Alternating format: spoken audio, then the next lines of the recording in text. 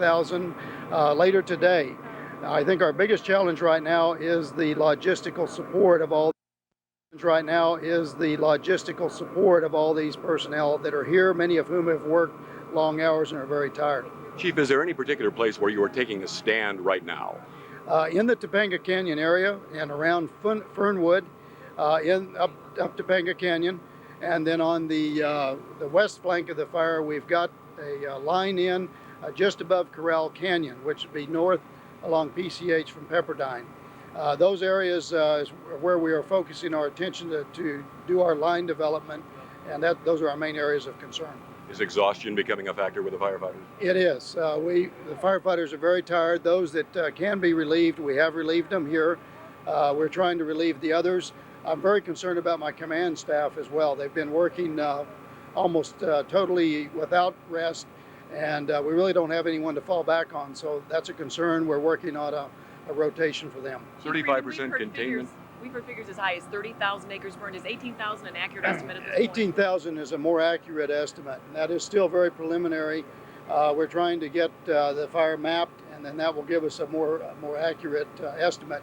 I think the 30,000 was obviously very high, and I think those were some numbers that might have come out last night. Chief, at 35% containment right now, at 35% containment, do you have any anticipation of what it's going to look like later in the day? Can you say that that's going to be way up as the day goes on?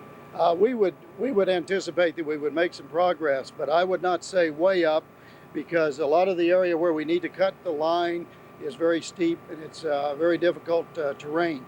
So we'll just have to watch that, and we'll give you updates as we get that information. What was the turning point for you as far as getting this under control to the point of 35 to 40% contained?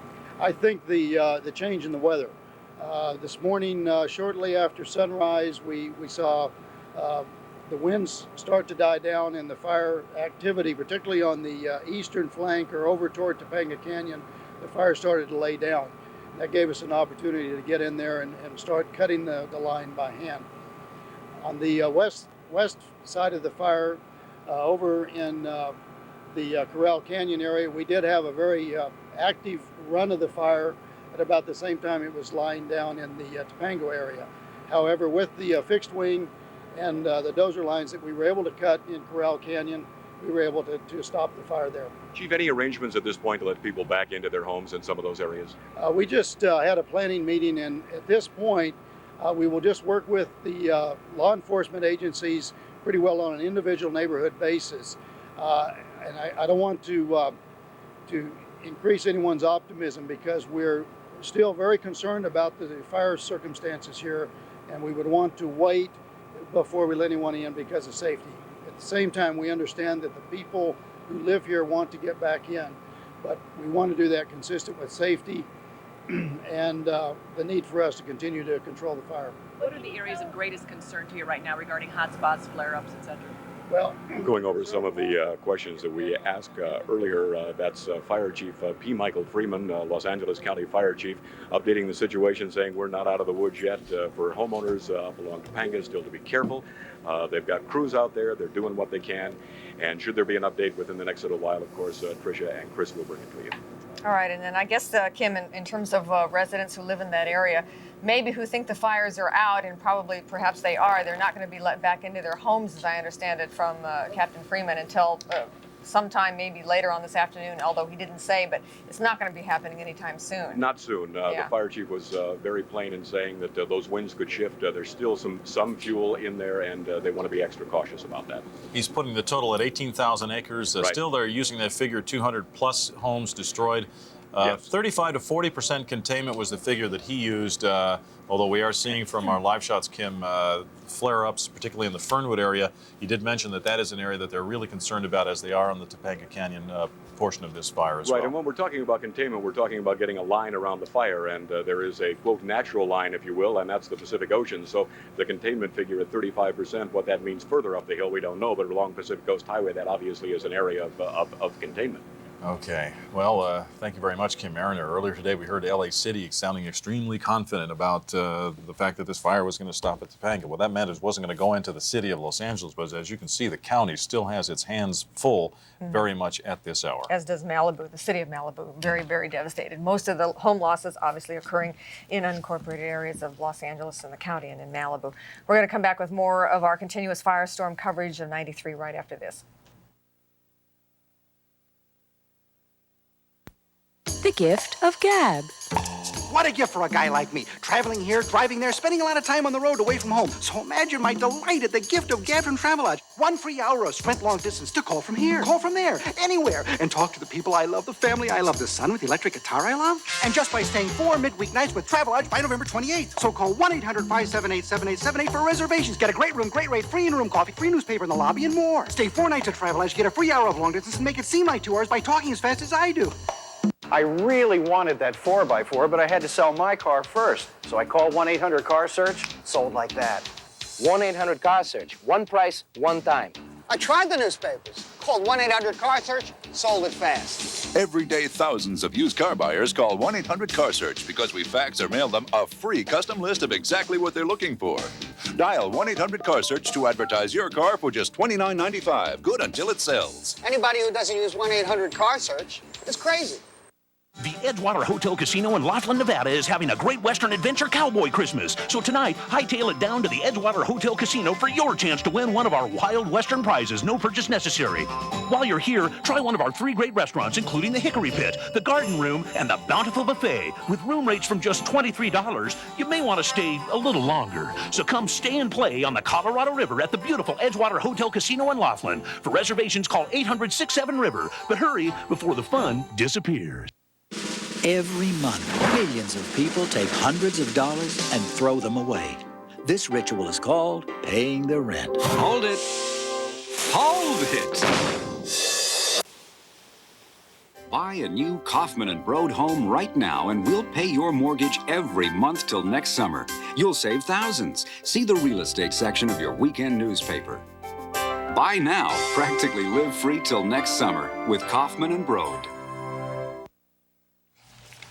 Back with our continuing coverage of the firestorms of 93, and at this point, let's go to Pat Lalama, who is at the update desk for the latest. Pat? Well, hopefully everyone has all family around them, and as they try to return to some semblance of normalcy, we can give them some information, phone numbers to try to get help and the kind of help they need. First of all, the Emergency Operations Center has a public firestorm hotline. I know that you gave us that number moments ago, but it doesn't hurt to try to repeat it for you, and that is 800-525-0321. You can get a variety of information from this number, from health care, crisis counseling, loans, and tax information. So it's, again, 1-800-525-0321. Now, something we wanted to mention to you that's very important are those disaster assistance centers. There are 4 of them, and as you know, all 4 were set up last week because of the fires that raged through the Southland then, but the FEMA has decided that these centers will stay open extended hours, extended days, so I'll give you the addresses.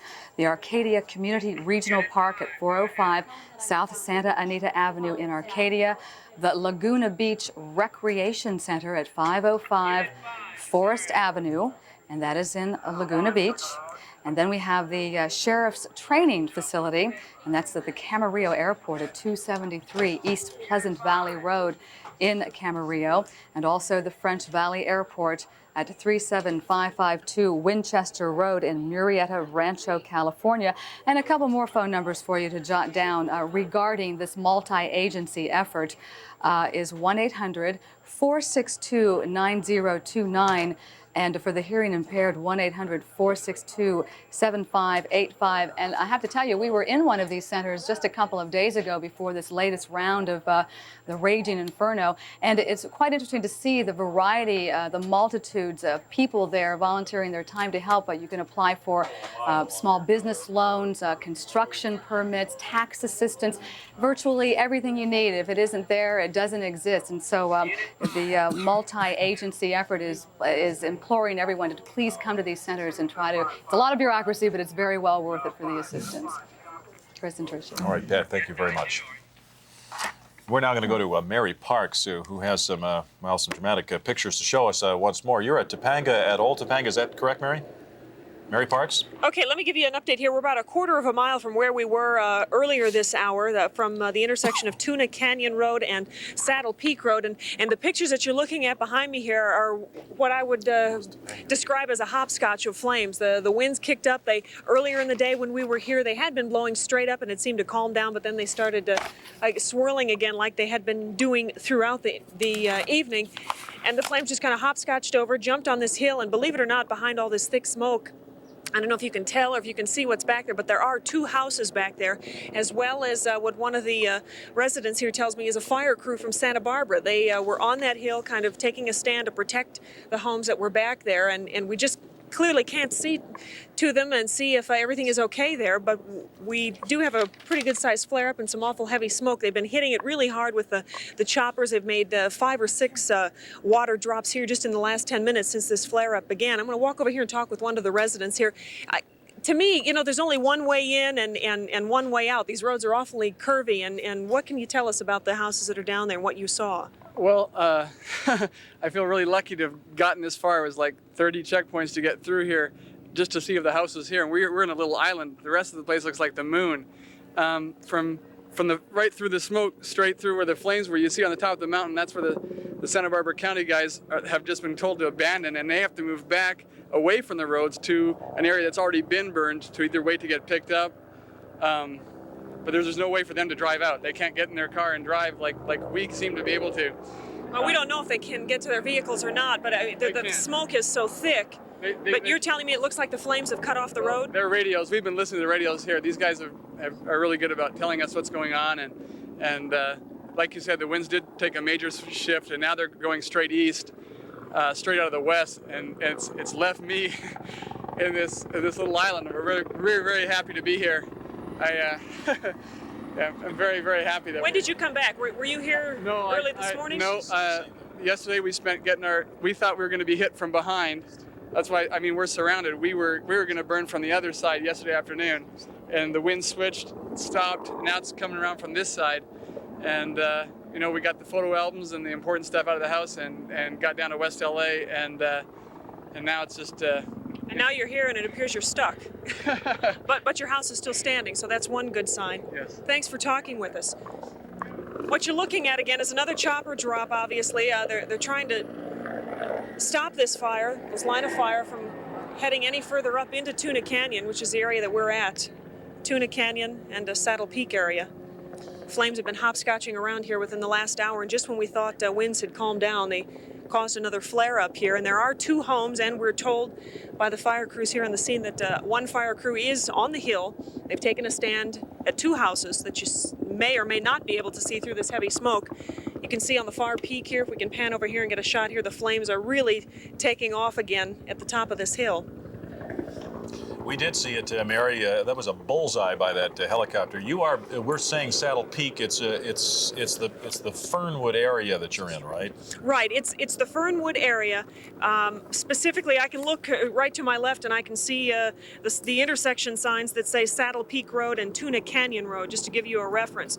So.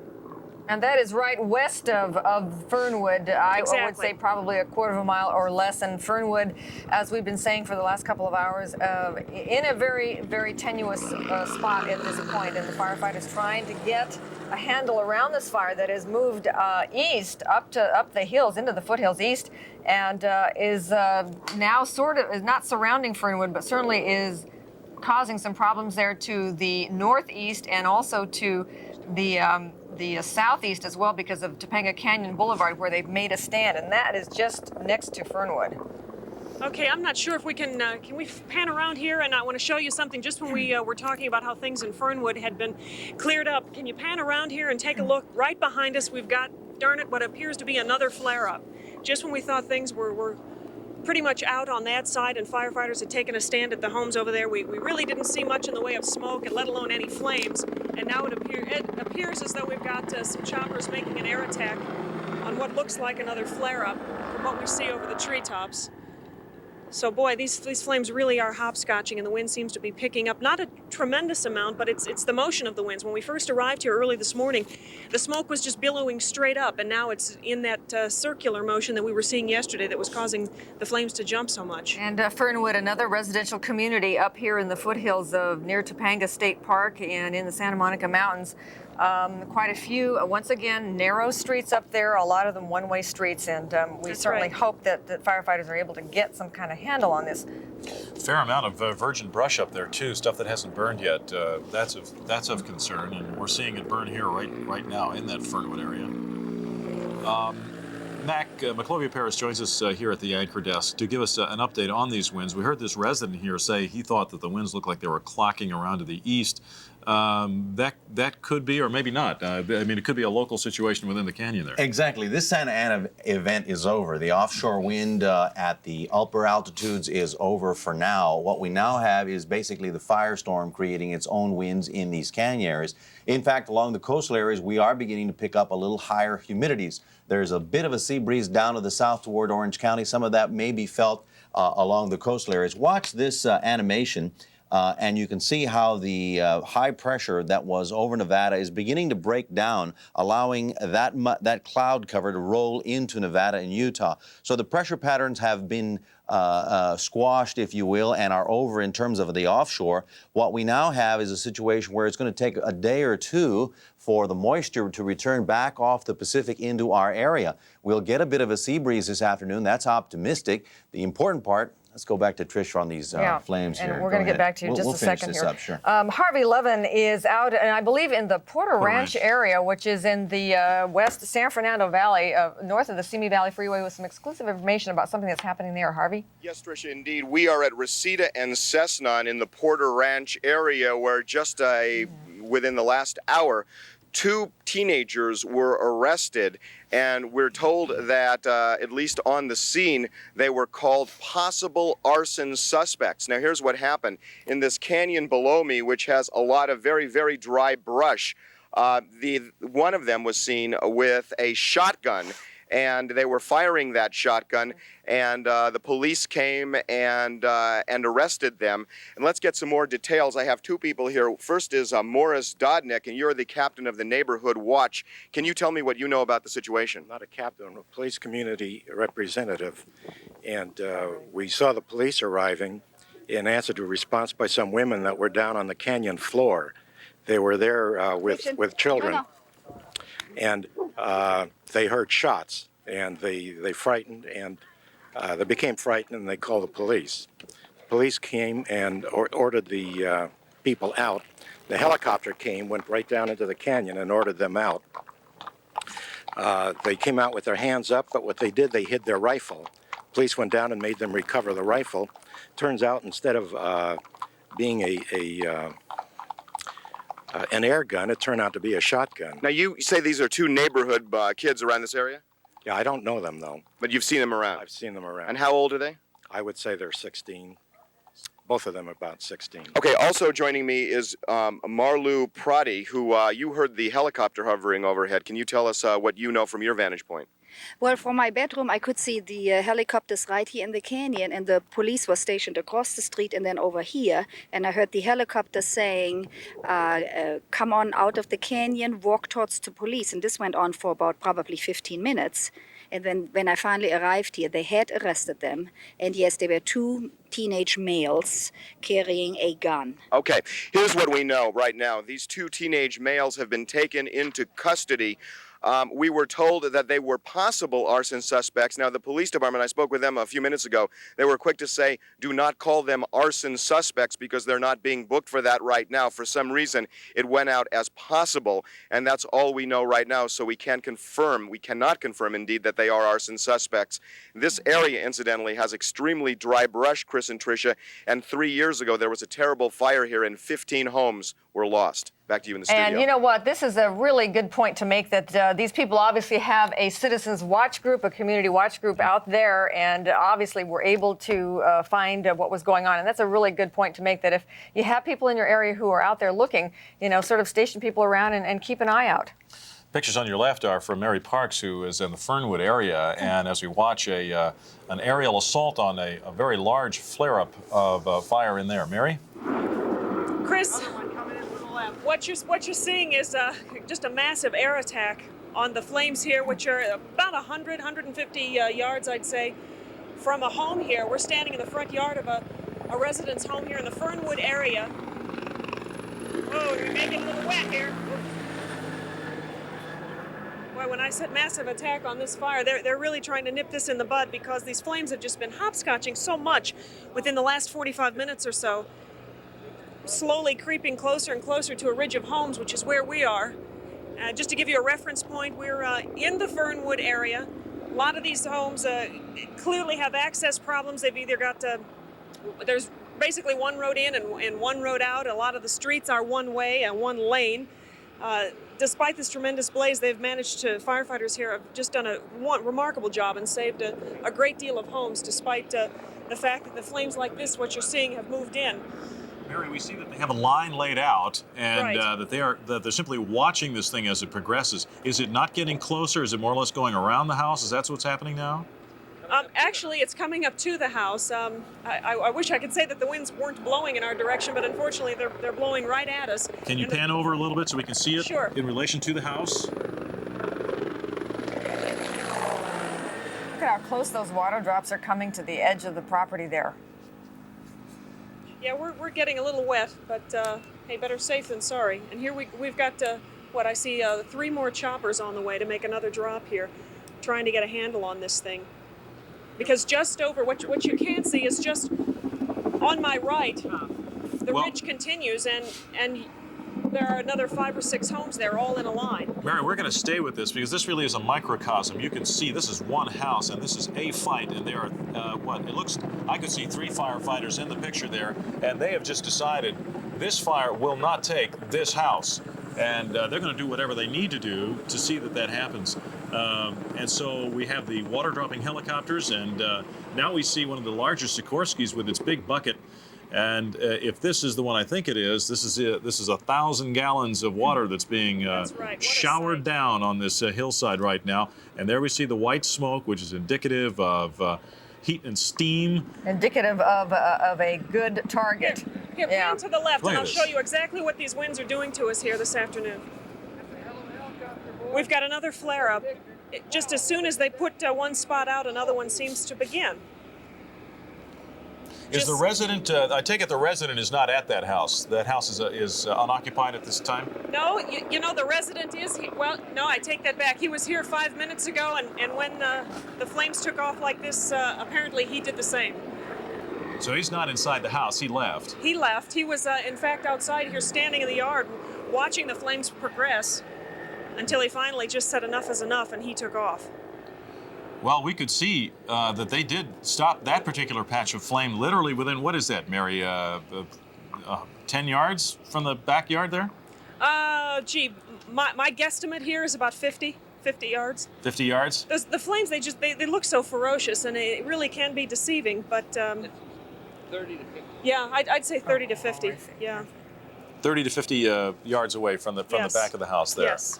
And the firemen still in their protective gear, just lingering in the backyard, keeping an eye on things. But we can see one flare up there. We've got another strike crew that's just arrived. They're going to take a stand and try and move in on this hot spot that's just flared up. We've also got a couple of choppers we can hear that are moving in to make a couple of more water drops. Yeah, and we see these fire crew here, these 4 sort of standing off into the brush. What are they doing there?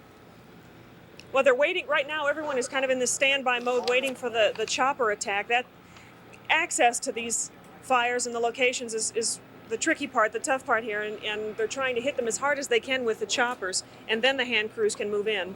The Fernwood section that you're looking at here is northeast of Topanga Canyon Boulevard, pretty much due north of Topanga Canyon Boulevard.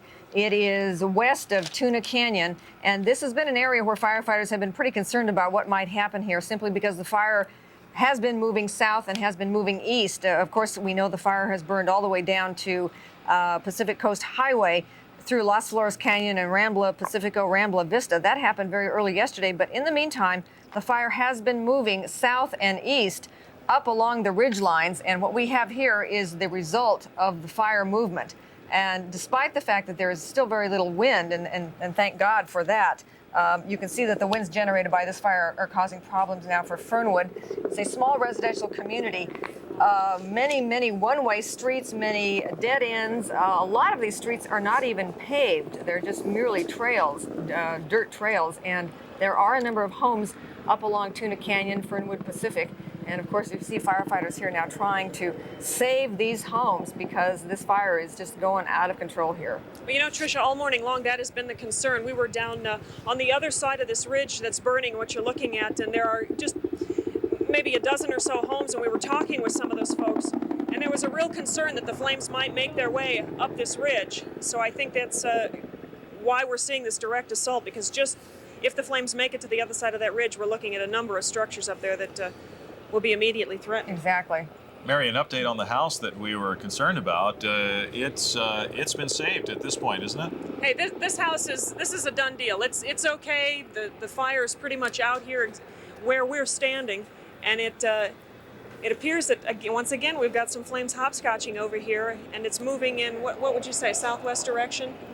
It's really taking off again. I don't know if you can see it from your vantage point. Mary, we can see it quite well because we now have an aerial shot from Air 2, Okay. and it seems to be the exact flare-up that your camera is pointed at. We're looking at it from above, and we can see the aerial ballet once again with the helicopters that you can hear as you watch that one move in for another water drop.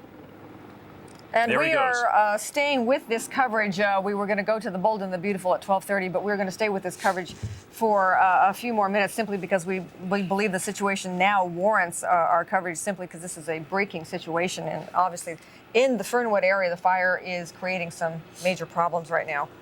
And the area we're concentrating on is that hot flame area just right to the center of the picture. And you can see now there are two islands of fire, one below the other one, and Chris, some... if I can, just Go interrupt ahead, for a Mary. moment to point out that there are two homes back there. To the right of the picture, I believe you see a flare-up, and then also the firemen in the center and flames on the left.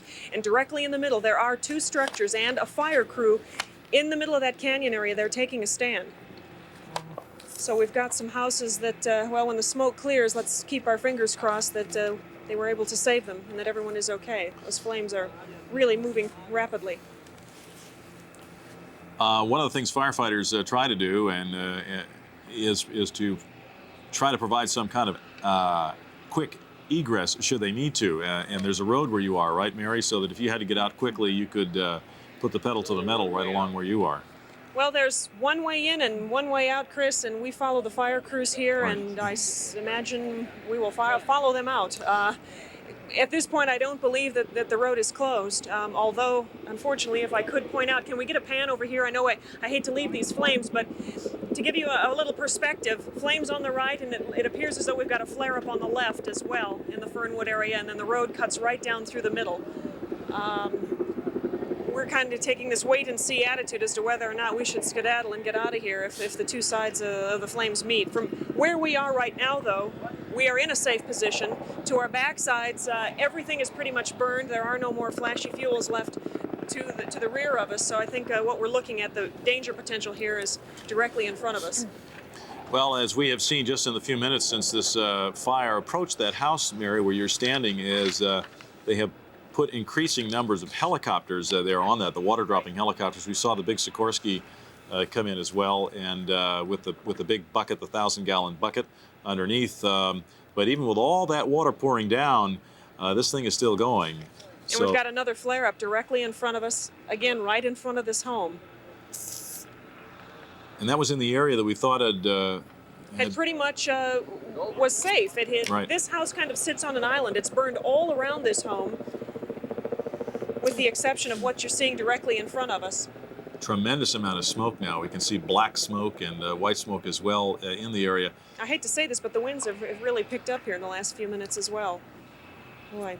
This is becoming such a familiar sight to us. We think that, and firefighters even themselves say that they believe that they have a handle on it, that things are getting under control. We just heard one of the battalion chiefs indicate that 35 to 40% of this fire has been contained, certainly not controlled, but definitely contained. And then we see this kind of picture, once again, threatening a residential area. I would certainly think that exhaustion of firefighters and the command staff and such has certainly got to be taking its toll at this point, just when we thought things had calmed down. Well, Mary, we know there's some 4,000 firefighters on the lines right now, and about another 1,000 should be joining them before this day is over. They are trying to cycle these guys through there, these men and women who are fighting these fires, and give them some rest. But they're putting in some, you're right, some very long hours, and some of them just, you know, if they're in the midst of a fight, tired or not, they just have to stay where they are. Sure, sure. This air support must be very gratifying, though. Actually, it looks like the fire crew that was in our immediate area has gone down the hill. But each time they would make an air attack and a water drop would really douse some of these flames. You could hear them scream and yell, and it certainly is a good feeling. Good feeling to me, too, standing here so close to the flames. That crew that's going down the hill, they're not taking any lines with them. They're simply carrying axes and shovels, that sort of thing? Whoa, it's really taking off again. No, I can see 2 choppers coming in from behind here to make another attack on this.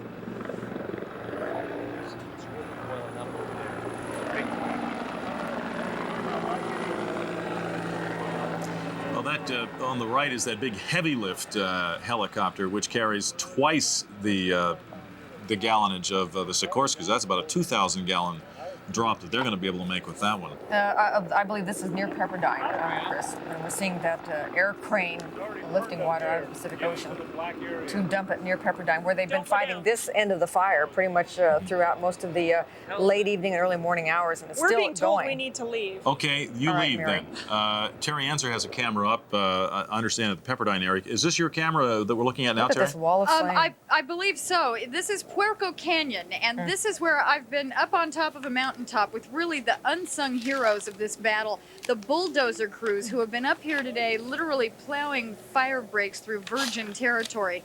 Their hope was that this burn would be stopped by the roads that they have plowed, and it would be stopped from going over the hill where there are about 300 homes in neighboring Corral Canyon.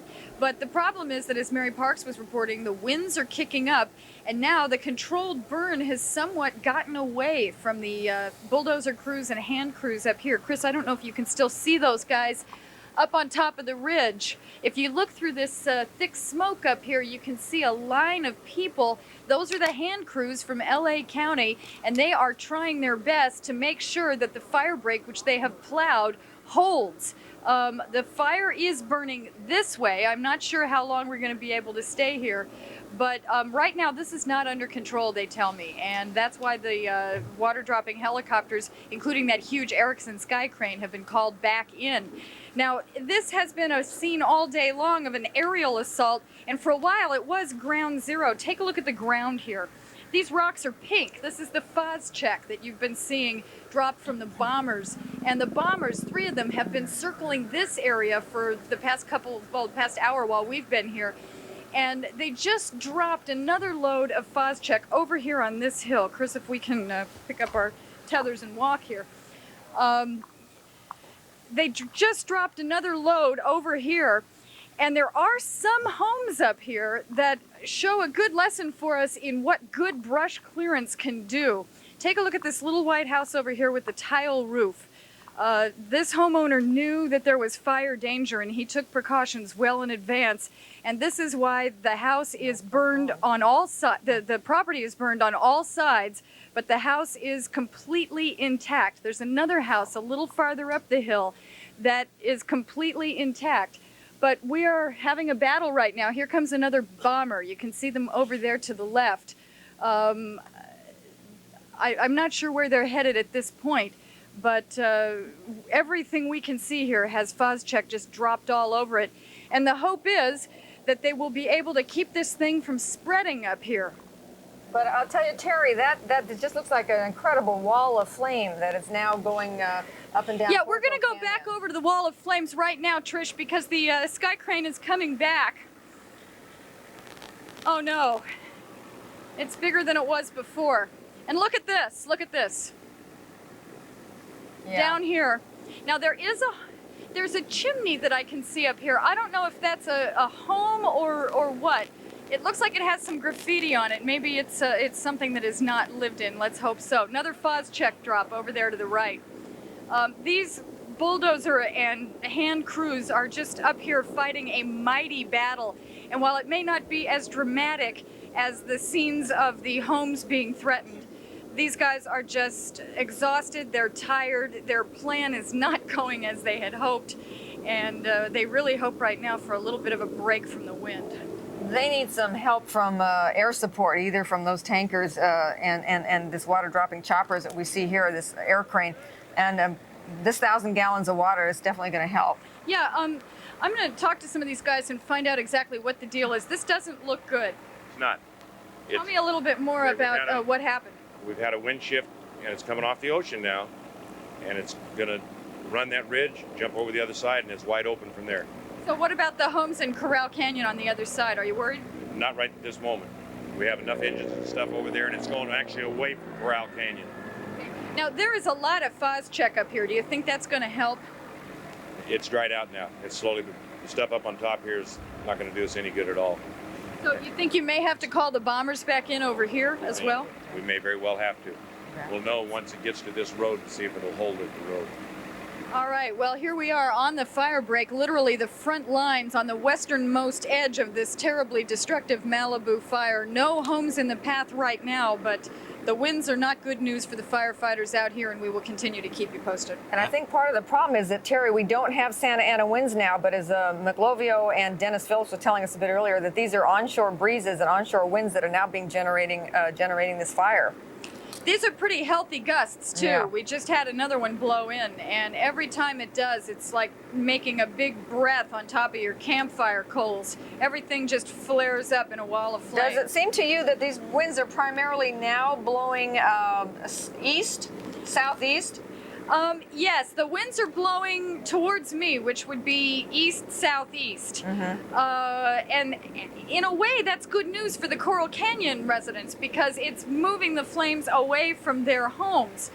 But what worries the fire crews here is that this is going to get over this break, which they have plowed. And then once you get beyond here, it's virgin territory. There's a lot of brush. It's going to be very hard to keep it from spreading. Look, there's a deer running for his young life, literally. And they're very worried that if it gets over this break, there's no telling where it could go. It is definitely licking its way up that hillside there, and we can see we have the aerial shot there on the left, and there we can really see just how wide a swath now that is burning along there. It is, Terry, is there any way for you to estimate just how wide that line of fire is? It's pretty wide. I would say that we're a good mile or so from the ocean, looking down on the ocean. Through the smoke up there, another bomber just came through. Looks like they are casing the area for a possible drop. So, oh wow, this is really spreading now. And on the right we have the Fernwood fire, which I think is the one we pushed into there just a moment ago. So we have two very serious situations going on near Pepperdine, near Pepperdine and Fernwood. So does it look like your break is going to hold? No. So what do you do now? Once it jumps this road, then we're going to get our tractors and dozers and get on that main ridge line and try to hold it to the right side of that. So you're literally fighting one ridge at a time? Yes, ma'am. One ridge at a time. This has to be discouraging news for you guys because you have just been working all day, just superhuman effort up here. Do you have enough morale and enough strength to go on? Yeah, we do. It comes with the job, and you get used to it after a while. But, we'll keep after it. All right. Well, that's the situation here. Again, the sky crane is back. Terry? Yeah? Tell me, he's talking about this fire break. Are you on Puerco Canyon Road right now? We're on what I would call the extension of Puerco Canyon Road because we left the paved road about a half a mile ago and nudged the news van up here. This is really a fire road that we are calling Puerco Canyon Road because it picks up where the paved road left off. Yeah, okay, we understand where you are now. You're probably still in Malibu proper, up in the foothills there. I don't know whether they're concerned if this gets, and I assume that the fire break he was talking about is south of where you are. No, we orient us a little bit here. Obviously, we're on the western flank of the fire. Now, which direction is that big flame going? It would be going in a northwesterly direction. North? It's so easy to get turned around up here. Yeah. But basically, that fire is moving northwest, and as the meteorologists were saying earlier, this is not a Santa Ana wind condition. This is clearly something that is blowing off the ocean. So. Okay, so this is now blowing and burning away from Pepperdine, which is a couple miles south, and then toward Corral Canyon. Yes, that's correct. Okay. Oh, here we go. It's about to jump right over the fire road. Well, that was their biggest fear, that it would do that. It is doing that, but he said now they'll just have to go somewhere else and try to put another break in place. You know, earlier we were watching. Well, they're still there. Is there any danger to those firefighters that are up there on that ridge, that line of people that we can see through the smoke? They pulled back down towards the west there on that other ridge. It's already burned, and there's also a great big tractor line in there, so they're in a safe location right now. And they're also doing some burning along the very top. We've been talking here ever since I grabbed you off your truck. You're going to have to tell me who you are. I'm Captain Montgomery with the Orange County Fire Department. All right, Captain, you and your men are just doing incredible work up here, but it looks like you're going to have to move on to the next phase at this point. Yes, ma'am, it does. It's just a matter of time here in a couple more minutes, and we'll be moving on up the road here. Well, Terry, we're seeing your picture on the left-hand side here near Pepperdine. In the meantime, in the Fernwood area where we were earlier, Mary Parks has left that area. She was ordered out of there. In the area where your fire is burning now, no homes in the immediate area, but they sure are close to the flames in the Fernwood area where the helicopter assault continues. Again, our reporter Mary Parks was there and was ordered out at just a few minutes ago, and so she can't tell us exactly what's going on from the ground level, but from the air we can see the continuing assault by the water-dropping helicopters as they feverishly try to save those homes, much as we saw them save that one home where Mary was standing just a few minutes ago. And in the Fernwood area, we assume that they're using those water-dropping choppers simply because of greater maneuverability, because there are so many homes and it's such a sort of a steep canyon area between Fernwood and Topanga Canyon Boulevard that it is probably pretty difficult and maybe even too much heavy smoke for the air tankers to get in there. Yes, when they have that basket dangling underneath the helicopter by those cables, it's one thing, but when they can actually literally fly right over it and do those bullseye pinpoint drops, they can really get to an area with great accuracy with the smaller helicopters. Although those big ones do lay an awful lot of water down there. Now look at the fire as it crosses the break there. I hear it sounds like Mark Dunn. Is that you, Mark? Chris, I'm with you. Go ahead. Which picture is yours? We're over the Fernwood area, Chris. I'm widening out my shot now, if that helps you. And you can see this wall of smoke, which is now moving directly the opposite direction that it was this morning and yesterday. We have an onshore breeze. It's blowing onshore and blowing partially right back onto itself, but the bad news is it's blowing into some new fuel. This is what we feared the most. The wind is, as you can see, there aren't the ember fields behind these flames as there were yesterday and last night, because this fire is moving much faster than the fire was yesterday. What the problem is now is to the left of your picture, right over the next ridge, is where the Palisades Highlands is, which is a very dense population of homes and buildings. What's happened here in the Fernwood area, as you can see by looking at the burnt out area, is these helicopter crews have been making stands one by one, each house that comes under attack. Literally, there are no engine companies driving up to these homes. They're almost on hold, letting these helicopters, an aerial ballet, as I've heard you describe it, come in and defend these homes one by one. And that's what we're seeing happen. So far, we've only seen them lose about 2 or 3 of the homes they've defended. And as you can see, as we pan out across to the right, that many homes have been saved. As a matter of fact, probably 95%. Chris? You know, Mark, let me ask you, essentially, do you know whether this fire is still north of Topanga Canyon Boulevard? Has it gone over that major artery? It's on its way down. Tricia, when we were looking at the fire that had snuck its way down to Topanga Canyon Boulevard earlier, this is the community that was up on the hillside that was still north of Topanga Canyon Boulevard. So this fire is still working itself toward Topanga Canyon Boulevard, but as you can see, it's gaining momentum. As you can look right down here to the center of your picture, I'm having a little bit of trouble with getting my camera to operate. There we go. if you look right down here, you can see that this fire is gaining momentum. Now we see engine companies moving into the area. I just told you that they were hanging back, but I guess they've decided now to move on out. This has been a staging area right below us. You can see that the flames are spreading from each clump of fuel to each clump of fuel. And we just saw about 5 minutes ago, right before we came on the air, the fire had jumped the next fire road, so it's onto the face of the next canyon also. We can't see that right now because it's behind that wall of smoke. You see right over there, Trish?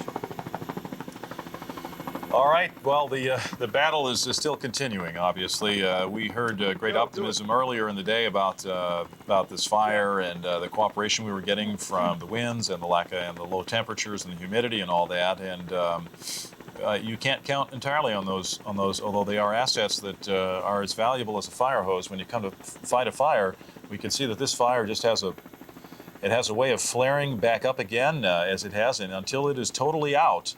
I think the danger is going to be real until the last ember is stamped out and turned over. Well, Chris? Yes, go ahead. If you can still hear me, we're looking at the community that yesterday, when the wind was attacking from inland to the ocean, this was one of the communities that was devastated near Big Rock. And as you can see, the situation has totally reversed itself. Dave, if you can make a 360 to the right, I'd be able to, there we go. Now we're coming around, and what we're doing is we're panning across the area that the fire has already burned. Everything you see in front of us is blackened by the fire already. And as we come around, you'll be able to see what's happening now. This fire is totally reversed course. It is now blowing away from the ocean toward Palisades Highlands and just right across the Fernwood and the Topanga Park area. I want to make a clarification here on an earlier report that we had from Harvey Levin on the arrest of a couple of teenagers in the Porter Ranch area, arrested on as suspects, and I believe they were suspects in arson, but there was never any arson involved at that point. There's nothing on fire in the Porter Ranch. The Porter Ranch area is not on fire, so there's no problem there. Tight shot of that big bucket under the big heavy lifter. This is the 2,000-gallon bucket. And in just a moment, you'll see the little door open underneath there as the water begins to cascade down. And there's that fire break that Terry Anzer was showing us before. And they got some good water on that one. They're right along that fire break. Terry, did that make any impact? Terry Anzer, are you still with us? Yes, I am still with you. The flames were getting pretty close here. We could feel the heat from that fire, so the arrival of that Sky Crane water drop was very welcome indeed. How much of an impact did it have? It's looking like it was very effective, right on target. We've been told here to watch, obviously, for the color of the smoke, and a few moments ago that smoke was thick and black and looking like it had a lot of fuel. But now it's, hang on, what's going on over here? We have a little hot spot that has gotten away from them. Chris, can you see that through the brush down there? Yes, we can, Terry. All right. These winds are so unpredictable. Just when we think that they're doing one thing, they start doing another thing. So you have little spot fires all over the place, and this now they have no choice but to sit back and watch this grow unless they can get some water on it quickly from another helicopter drop. That is correct. Now they are dropping more Phos-Chek just on the other side of the hill, as the captain from Orange County was telling us earlier. They are going to start concentrating their resources on the next ridge over because this one just looks like it's going to go. But what's upsetting? Don't go any further. In fact, we prefer you back down. All right, Terry, I think you may have to be leaving in a few moments, so please do, if you have to get out of there. No, we're okay for now. We want to go back to Mark Dunn, who's above Fernwood. Mark? Tricia, we're still looking. We're looking at the ridge line here, right at the. You can make out the ridge line right here on the center of your screen. This is the ridge line that's going to drop right down onto Topanga Canyon. So as this fire plunges over this ridge line, we see. Okay, I thought we had an aerial tanker coming in, but no, it was one of the large helicopters. What we're going to see here is we're going to see this fire rush because it's aided by the wind now, mind you. It's being pushed in this direction. We're going to see this fire run down the other side of the mountain and up the other side of that canyon. We're hoping that doesn't happen, but that is how these fires behave. Yeah, are you able to see what the fire people are doing along Topanga Canyon Boulevard? Tricia, we can't get in there because of the thickness of the smoke. Okay. You can see the smoke; it's going straight up. Matter of fact, Dave, if you make a little turn to your left, we'll be able to see this, at least the smoke from this latest flare-up that we see. It's quite large. it looks like the fire is running into a sufficient amount of fuel to produce this kind of smoke. And that's burning in Topanga Canyon? That's burning right down into the canyon. That's correct, Chris. Okay, and that would be the northern, up. We're up at the north. I'm sorry, we're at the southeast side of the fire. So that would make it the inland side of Topanga Canyon, if you understand what I mean. Yeah, I do understand what you mean. For those of you who want to orient it, the Topanga Canyon basically runs on a straight line down to the ocean. And so if you draw a perpendicular line to the ocean, say from Topanga State Beach, where Topanga Canyon Boulevard meets PCH, then this would be considerably inland. And the concern is that it would cross Topanga Canyon Boulevard. We heard earlier the county fire chief saying that, and the LA City fire chief saying that that was their line. They didn't want to have the fire cross that line, and that they were going to hold it there, do everything they could possible to hold it there. And the concern now is that it's burning in fresh territory and may indeed jump that line. We're waiting to hear from Governor Wilson, who you can see in your picture on the right-hand side of the screen, who's about to have a news conference. He's down at PCH. And we'll be eager to hear what he has to say. The governor has been overflying the area for the last couple of days. He's been very busy for the last couple of weeks, actually, and in contact with the federal government and making state resources available. While we wait for the governor, go ahead, Mark. The disaster declaration for a number of counties last week because of the brush fires has been extended by Governor Wilson to this fire situation, and the governor is probably going to be starting to speak in just a couple of moments from now. He's been looking up in back of him. He's at Topanga Canyon Boulevard, so no doubt he can see the smoke. Here's the governor. Okay, let's go.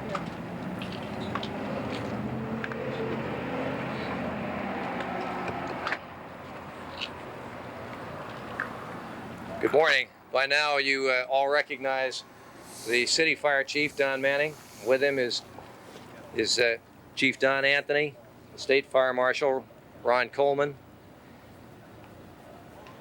I've just been notified by retired Captain William Rowland, who heads a firefighters foundation, that his foundation wishes to add to what the state has offered by way of a reward, $25,000 from the William Rowland Foundation.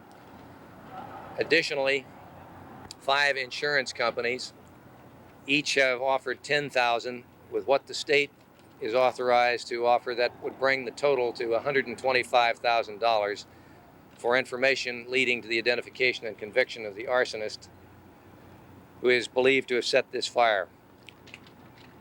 It is incredible to me that a human being could do this,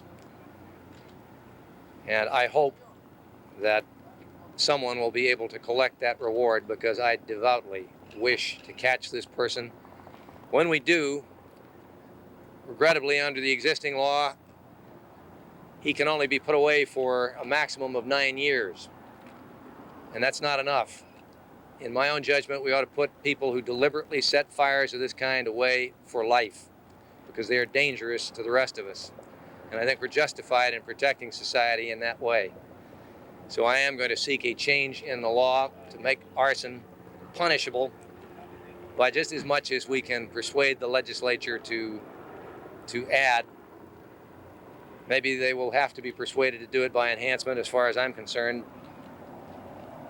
the interest of protecting people call for locking an arsonist up for as long as he is able to function and be dangerous. One of the things that I think we have appreciated watching, and you've been covering this fire, this is a huge fire, some 35,000 acres, and it isn't just the magnitude of the fire they've had to deal with, it is the difficulty of the terrain. Those of you who have been back up in these canyons know just exactly how tough it is. This is very challenging terrain. It is covered with dense growth.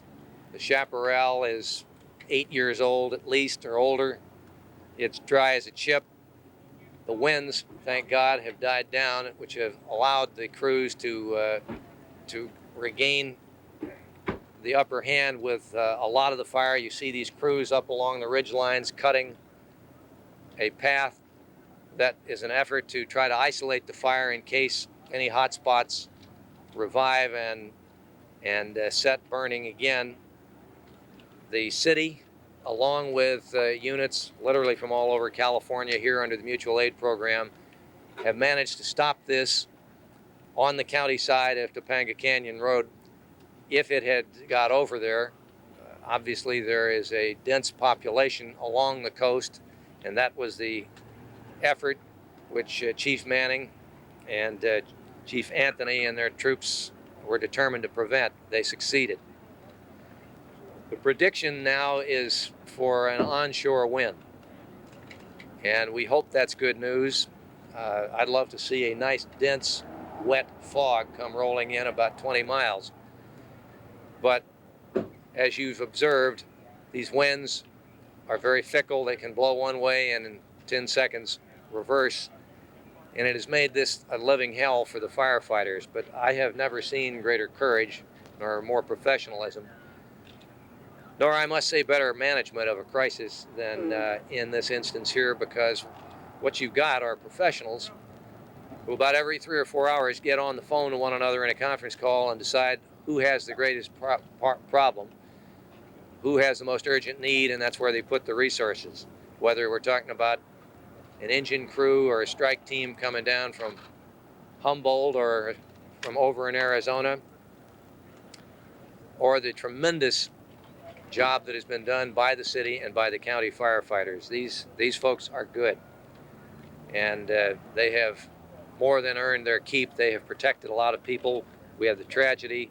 Some 300 or so families have lost their homes. That is heartbreaking.